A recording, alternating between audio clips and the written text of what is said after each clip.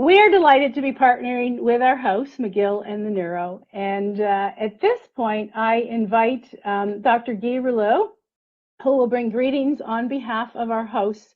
You can see on his slide, he's a very busy gentleman. He's the director of the Neuro, Montreal Neurological Institute Hospital. He's chair of the Department of Neurology and Neurosurgery at McGill. He's also director of the Department of Neuroscience at the McGill University Health Center. He is a board member of the Canadian Medical Hall of Fame, and I'm sure has other appointments as well. And actually, just last week, it was announced he's been honored with one of our country's highest honors, the Order of Canada. So congratulations, Dr. Rouleau. Without further ado, I will hand the virtual podium over to Dr. Rouleau, who will bring greetings and also introduce our keynote speaker. Thank you, Heather. Good morning, everyone. My pleasure to welcome you to McGill University and Discovery Days on behalf of both the Faculty of Medicine of Health and Health Sciences and the Neuro. McGill University is situated on the traditional territory of the Kanien'kehá:ka, a place which has long served as a site of meeting and exchange amongst nations. We recognize and respect the Kanien'kehá:ka as the traditional custodians of the land and waters on which we meet today. McGill's Faculty of Medicine and Health Sciences vision is to attain healthier societies worldwide through education, discovery, collaboration, and clinical care. The faculty offers a wide array of training through 6 schools: the School of Medicine, School of Nursing, School of Physical and Occupational Therapy, the School of Communication Sciences and Disorders, the School of Population and Global Health, and the School of Biomedical Sciences. And it aspires to attract students like yourselves from a wide variety of different interests and backgrounds. At the Neuro, our vision is to transform neurological research and care to change lives. We are doing that today by practicing open science, the concept of openly sharing data, information, tools, and research results, and eliminating barriers to collaboration around the world. COVID. So tough times for all, especially for young people, young students like yourselves, trying to figure out your next steps, what career paths to choose, finding your place in the world. Through Discovery Days, you will get a chance to maybe find out about career paths that you had not thought of before.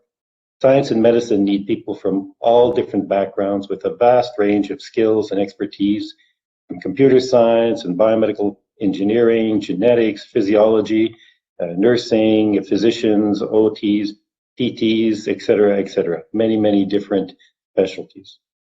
If your dream is to help create a healthier society, to help people, to heal them, to discover cures and to eradicate disease, then this is a path, there are many different paths that you can choose from in this field.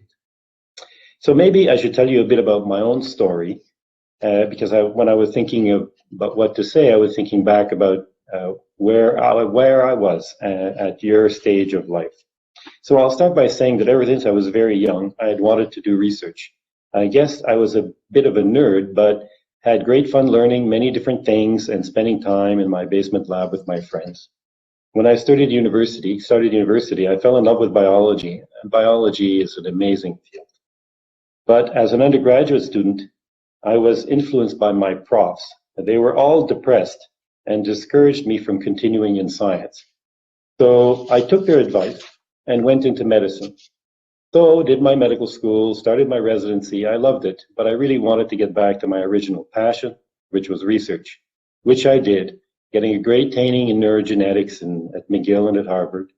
So I ended up with a mixed clinical medicine and medical research career, something which has been very fulfilling for me and where I think I have made a difference. The message is that one must persevere and one must follow one's dreams. So, to introduce the keynote speaker.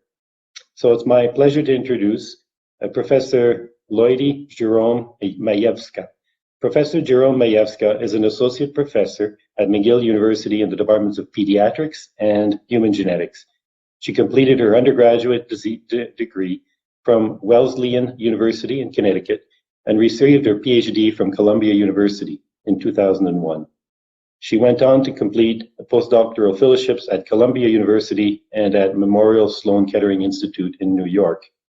She came to McGill in 2005, and her research ultimately focuses on using genetics to identify genes responsible for malformations in humans. Please welcome Professor Jérome Mayevsky, who will now tell us about how you got your face. Thank you. Can you hear me? Yes. I hope. Okay, so I think I showed you all of these pictures and you probably did not hear anything that I said, but just to quickly recap, I was born in Haiti, always had a love for science, moved to New York, always had a love for science, and I think really the important point for where you guys are in your studies is to tell you about the opportunities that I had in high school, which led me towards a path of research instead of the pre-med program that I was in. So I was in a pre-med program in high school because very early on, my teachers recognized that I had this passion for science and that I was very good at it. And so in the pre-med program, we had the opportunity to rotate in NYU to learn about the curriculum, meet with students, and also to do research as well as to be in the hospital. So it was at this point that I actually realized that my passion and interest really was in that fundamental thing that is science, which is understanding the world around me, which is where my passion started in Haiti, as opposed to seeing patients. And so I'll just tell you a quick anecdote. So I rotated in the microbiology lab, which was really cool. We got to grow bacteria from patients and look at things like that. And so that was great. And then I rotated in an emergency room where it's a New York City emergency room where I had the opportunity to see patients. And that's when I quickly realized that I would much rather understand what was wrong with people than actually interact with patients. And so again, I was very lucky when I got into college at Wesleyan University in Connecticut. My teacher very early on gave me the opportunity as an undergraduate, first semester, to do research in the lab, and that's the lab that I did my honors research program in. And from that point on, I was sold. I was in love, and this is the path that I followed. So I went on to the graduate school at Columbia, as I'm sure Guy said, and then postdoctoral fellowship at Columbia and Sloan Kettering Cancer Institute. And so what I thought I would share with you is a little bit about some of the things that I've learned.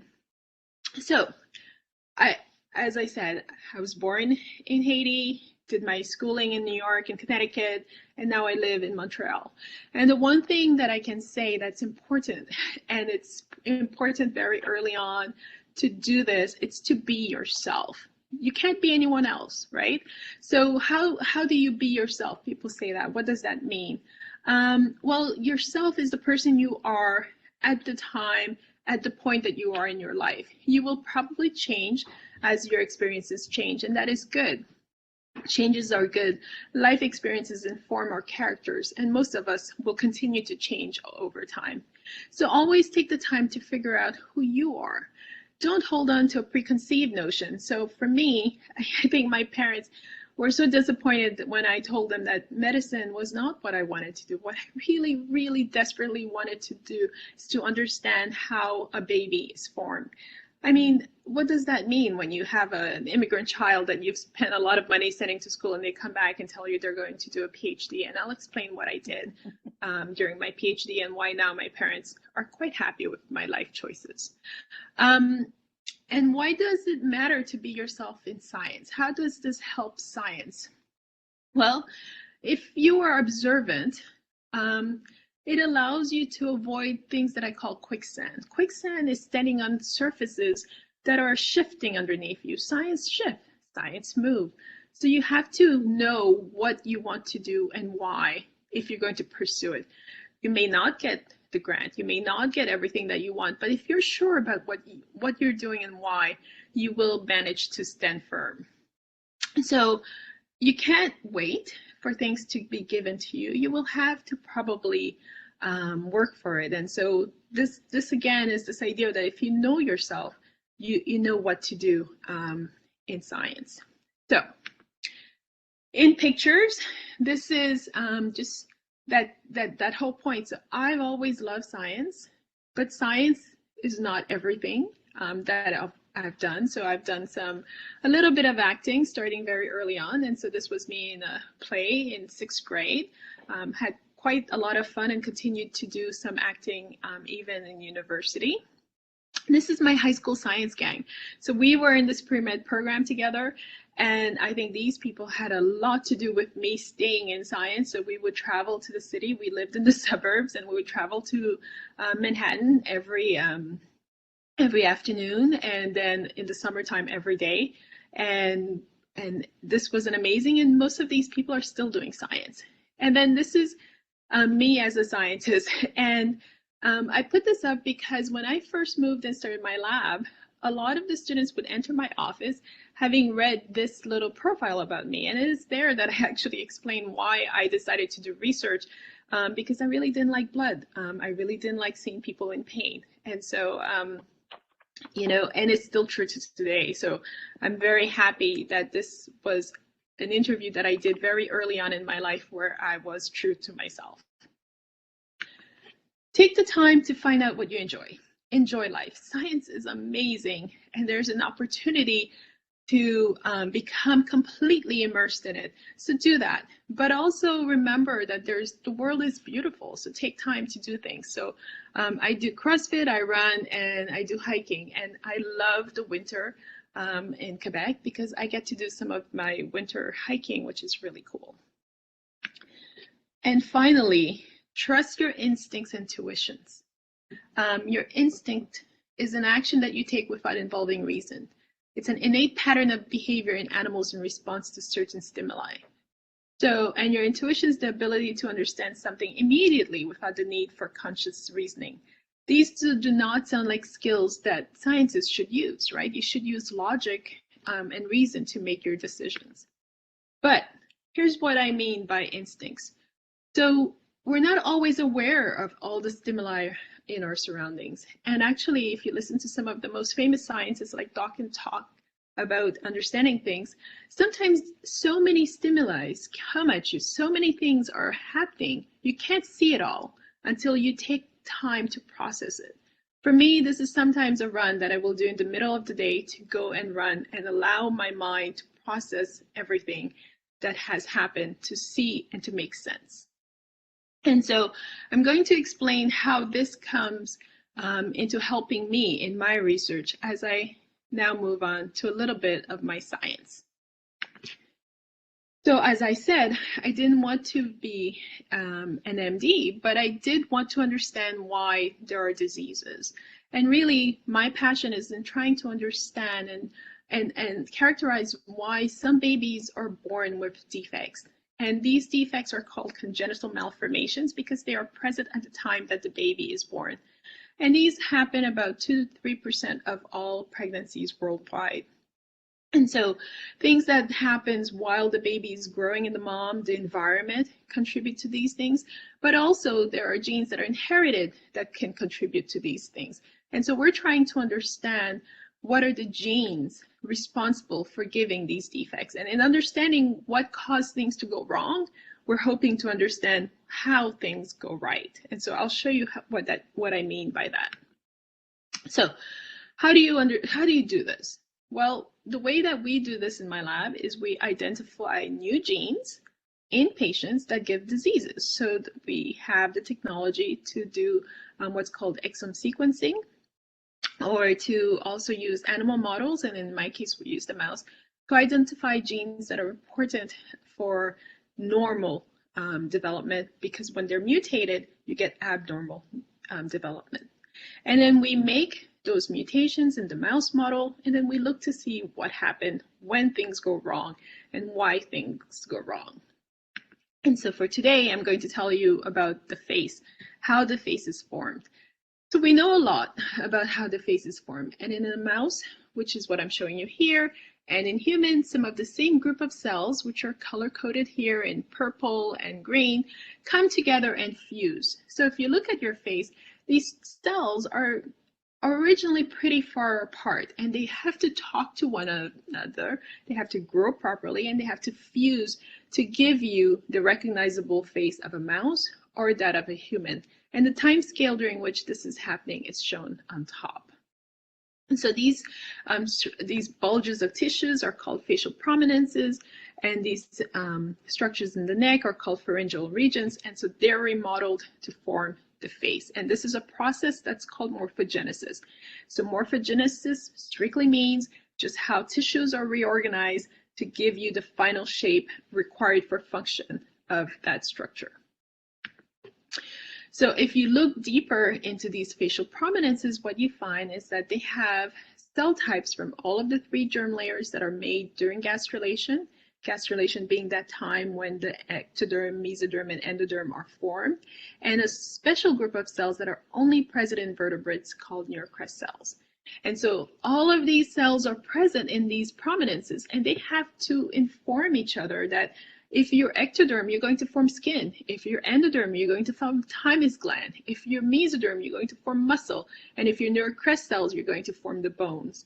And so these things communicate to each other, and that drives their differentiation.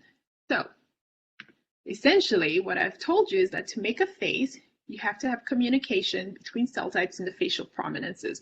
And so these cell types could be signals that come from one cell to another, very direct, and so the cell takes up that signal and changes its fate, or it could be signal that the cell itself produces, or it can be receptors so that they only communicate with cells that are very close to one another.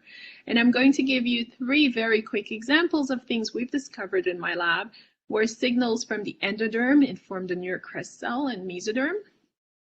This is a gene that I discovered very early on to be important in face development called TBX1. Signals from the ectoderm, again, patterns in neurocrest and mesoderm. This is work that we did when I started my lab at McGill with a splicing factor called ESRP1. And then lastly, our most recent work showing how the neurocrest cell can do this as well. Again, using a gene that we identified in my lab to be important called EFTUD2. So this is just an example of some of the things that a baby can be born with when things go wrong. And so what I'm showing you here are examples of congenital malformations that you might find. So for example, this is what's called a cleft palate. You can see at the roof of the mouth, the palate shelves have not fused. And so this then doesn't separate the nasal cavity from the mouth, and so you can imagine this could be pretty bad for the baby.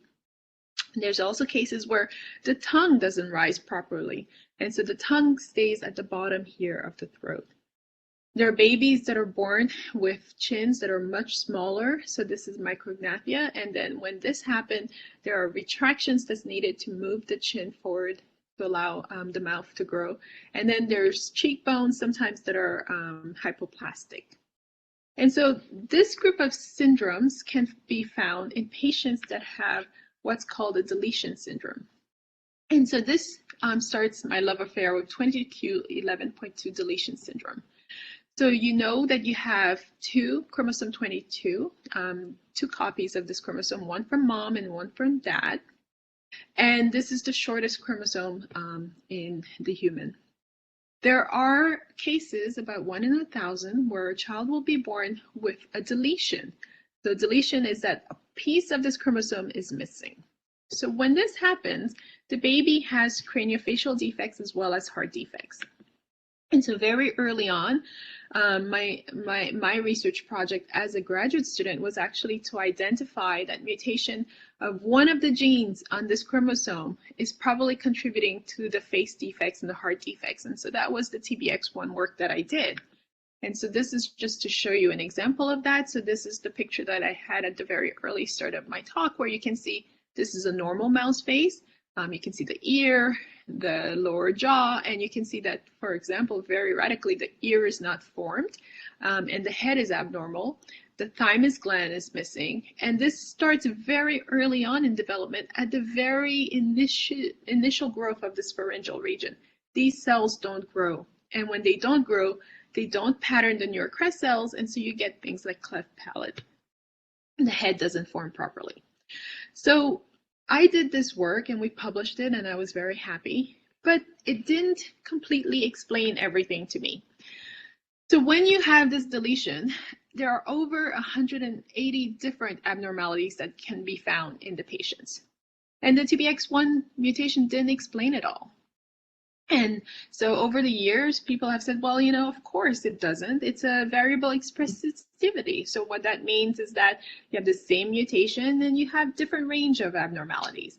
It's variable penetrance. So, you have the same mutation and some people, based on their genetic background, gets the disease and others don't. But I've always wondered if there could be more. And so I actually thought very early on, probably some of these very severe patients may actually have another mutation on the remaining intact chromosome that could explain this. But at the time that I did this work with TBX1, we couldn't possibly look into this. And so fast forward 5 years after I started my lab at McGill, and a colleague was cloning mutations in patients with a syndrome called Venden Endogupta syndrome.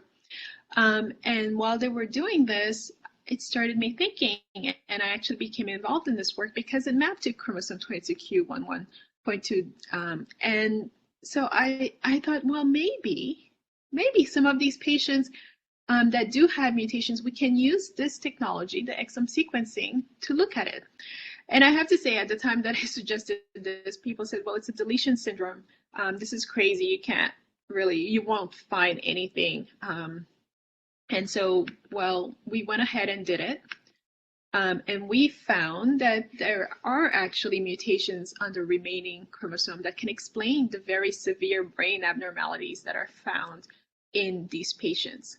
And so since our work, others have gone on to find that there are actually many mutations on the remaining chromosomes that can explain some of the very severe defects that are found in these patients. And so all that to say, without knowing what I wanted to do and without trusting my instincts, I don't think we would be where we are right now with the 22q11.2 deletion syndrome research. And so I hope that explains what I mean by trust your instincts. And so now this means that in my lab, we are studying cellular processes that people didn't really think about, because a lot of the work used to be on transcription factors like TBX1. So now we're trying to understand what this gene that we've identified called SNAP29, which is important for vesicle fusion, do, and why, when it's mutated, what are the cargoes that are missing that's giving the cerebral malformations that we see. So in order for cells to communicate, they have to have proper interactions within the cell. So this is what SNAP29 does. It allows things, for example, for vesicles to get to the cell membrane. It allows for things from the environment to be taken up into the cell. And so this also started a different conversation in my head about, well, maybe there's a lot of processes that we've ignored that are equally important for cell communication that we should look at. And one of these processes is splicing. And so this is a project that we started where here we had a hypothesis. So this is the opposite, right? This is a hypothesis-based project where we thought, well, development happens very fast. I showed you within a couple of weeks, the face is formed. And so you can't always have to go back to transcription to make all of the proteins that you need. And most, 90% of our genes are spliced and alternatively spliced. So how does the process of alternative splicing drive development? And so to address this question, and so what I'm showing you here is just the process of splicing. What that means is that you know that your genes make a pre-mRNA. That pre-mRNA contains sequences that are coding within exons, sequences that are not coding, that are in introns, and these exons are separated from one another. And so there's a machinery that comes in called the spliceosome that's going to remove this intron and put these two exons together. If there was a third exon, you can put different exons together. That's the process of alternative splicing. And there are regulatory proteins that drive this spliceosome to specific places to say, this is an intron, you need to remove it. And so we did a microarray and we showed that indeed, this process is really important very early on in development. And then we identified a regulatory protein called ESRP1, and we showed that this regulatory protein was expressed very specifically on the ectoderm in these prominences that I told you about. And so that's what this blue color is showing you here, is expression of this gene. And when you remove this gene, just as in patients, you get these cleft palate. So this splicing process is really important for craniofacial development. And so the regulatory genes that are expressed in this tissues drive the ectoderm and the mesoderm to form the bones properly. And since the ESRP1 work, we've gone on to show that even things that are expressed in every cell, so for example, this is EFTUD2 is a component of the spliceosome. So this is the protein that actually goes in and removes that intervening sequence. So it's part of a complex of about 600 proteins, and it comes in and removes this. Now, if you remove this, just this one protein that is expressed in every cell, you find that the face does not form properly. And so that's what I'm showing you here. And so what you get is that you're missing the midbrain, these pharyngeal arches are smaller, and if you look later on, you basically fail to form the head. Okay, so what we've shown is that you have things that are expressed very specifically, like TBX1 and ESRP1 that drives head development, and you have things that are expressed throughout that drives head development. And all of these things, when they're wrong, you get abnormalities in babies. So is there hope for fixing these things? And where we are right now is trying to figure out how can we reverse these effects. And so I'm just showing you a little bit of work that we're just about to publish where we found a drug that when you give a pregnant mother this drug, we can help the brain and the pharyngeal arch of these mutants to grow a little bit better. This, of course, is very early work.